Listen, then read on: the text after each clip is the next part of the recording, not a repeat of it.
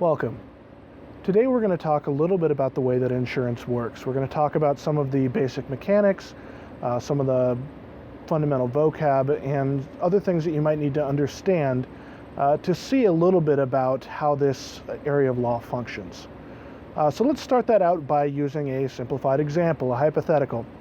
Let's say that you're a big wrestling fan. As a big wrestling fan, you may share a concern that many wrestling fans have about coming down with a serious case of Hulkamania.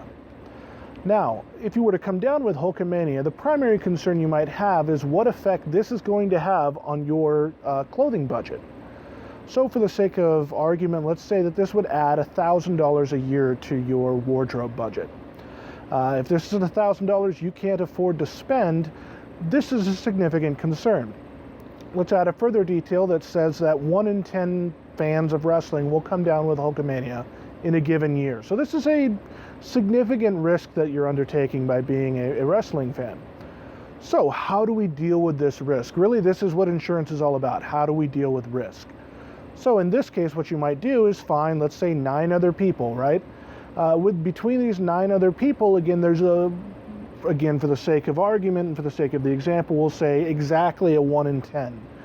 So if you've got 9 other people, 1 of the 10 of you every year will come down with Hulkamania. And let's say for whatever reason we know it's exactly 1 in 10. We're not going to have a year where a couple do or a year where no one does. Exactly 1 out of the 10 of you. You don't know who it will be, but 1 out of the 10 of you will get Hulkamania every year. Now, it may not be you, right? We may be happy with that situation, or it may be you. But what you do by joining together with these other 9 people is you divide up the cost of how much it's going to impact you to have this extra expense in a year. So in this case, by dividing it by 10 people, you're actually only going to pay $100 a year. So this is really what you do in insurance, right? In this case, you're trading the known risk of spending an extra $100. You know you'll spend an extra $100 a year to protect against the unknown risk of having to spend $1,000 in a year. And of course, if you don't know who it's going to be year to year, it could be you every year, and you may save a lot of money with this. At the same time, it may never be you out of these 10 people, and after 10 years, you've actually spent more money on the insurance than you did on we would have had you not taken the insurance. And this is part of the nature of, I guess, the game or the bargain that takes place in the way that insurance works as well. But this is a very simplified example of how it works. And let's take a little bit of a deeper dive looking at the mechanics themselves. The thing we were talking about when we talk about you finding those other 9 people is something called risk pooling. Now, risk pooling is the fundamental mechanic of insurance. And what it really says is on one side of the scale, we have this thing called risk. And on the other side of the scale, we have the premium. The premium is the amount of money you pay to buy and maintain an insurance contract. And what's essentially going to happen here is every time the risk gets a little heavier, the premiums are going to go up. So we press down on the one side in the scale, the other side goes up. So heavier risk means higher premiums, more cost. So what are some things that drive up a higher premium? Let's think of the example of maybe health insurance.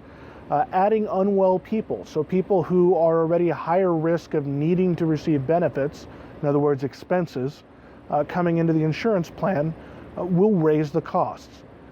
Increasing the cost of care, in other words, as providing the care that people need becomes more expensive, so too do the premiums. Or providing more extensive coverage.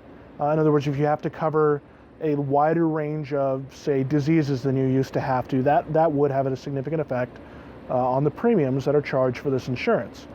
At the same time, if you were to add more healthy people or people who are less likely to use the services, less likely to need coverage, these people will actually help to lower the premium. They'll take on a bigger share of the risk that you're pooling around with everyone else.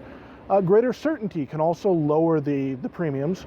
In that simple hypothetical that we used, we had a very certain example.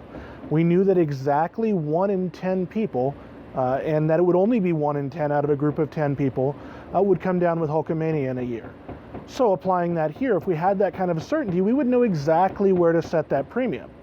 If we didn't have that certainty, then you have to say, okay, well, what about a year when 3 people get it, or a year when nobody gets it?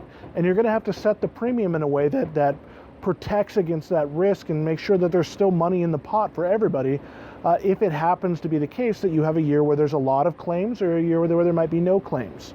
And that's really where all the math comes in and a lot of the other things that go into making insurance so complex, is dealing with that certainty aspect.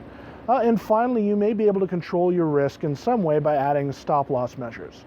So let's say with that Hulkamania example, you could come down. It's a 1 in 10 chance of getting it. You could get it twice in a year.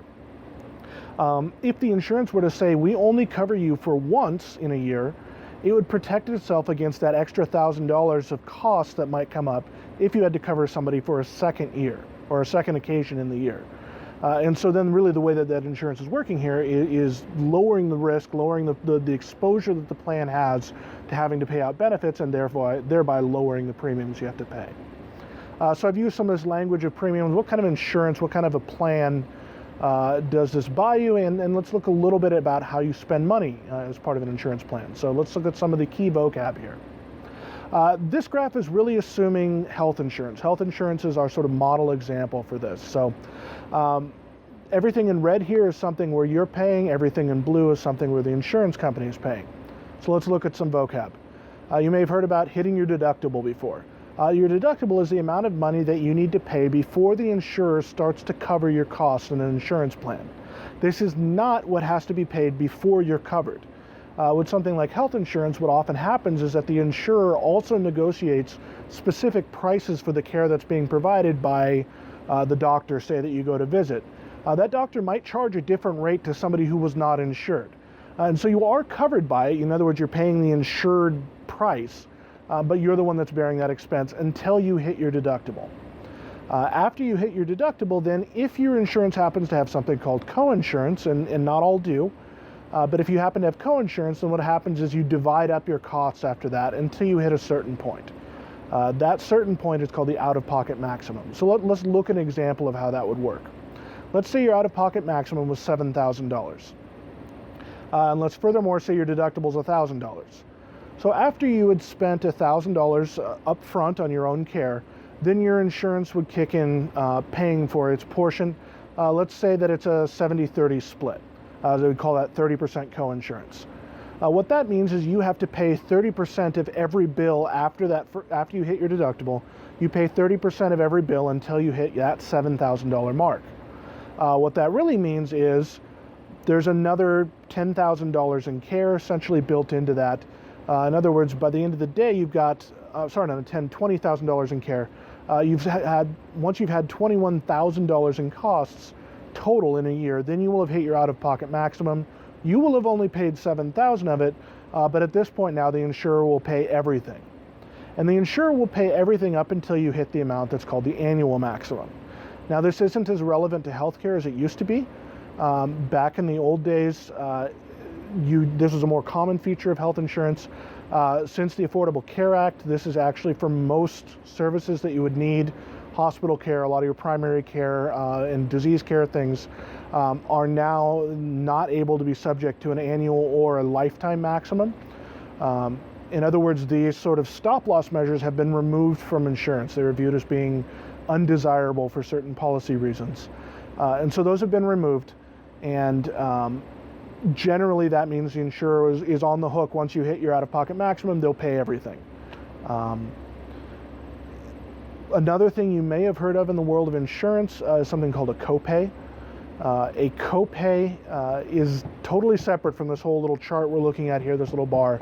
And really you shouldn't think of them as connected. I know it gets confusing, copay, coinsurance, but a copay is just a flat fee for service. And the way a copay is supposed to work is, let's say you go to a doctor's office and you have a $30 copay. Just for walking in the door, you have to pay $30, and this does not contribute towards your deductible or your coinsurance. The purpose for having this $30 is, the idea is, let's say you have the sniffles. Now, if you think you just have a minor cold, you may take some NyQuil, drink some 7-Up, go to bed. Or you could go to a doctor. Now, if it costs you nothing to go to a doctor, you may be more likely to go to a doctor. Something that could drive up the cost of providing medical care, something that drives up the cost eventually of your insurance. However, if you know it's going to cost you $30 to go talk to your doctor, and you just have a minor case of the sniffles, you may just take that NyQuil, drink your 7-Up, and go to sleep. And so it's really a way to help people control the costs of care.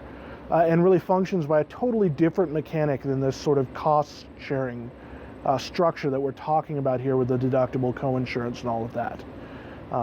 So really looking through this is really the fundamental way that insurance works. These are some of the fundamental vocab things you need to be aware of to understand the language that comes with insurance, although there are some special terms that also come with different types of insurance. But hopefully this helps you give you a little bit of an introductory view of the type of things that will help you understand this area of law a little bit better. Thank you.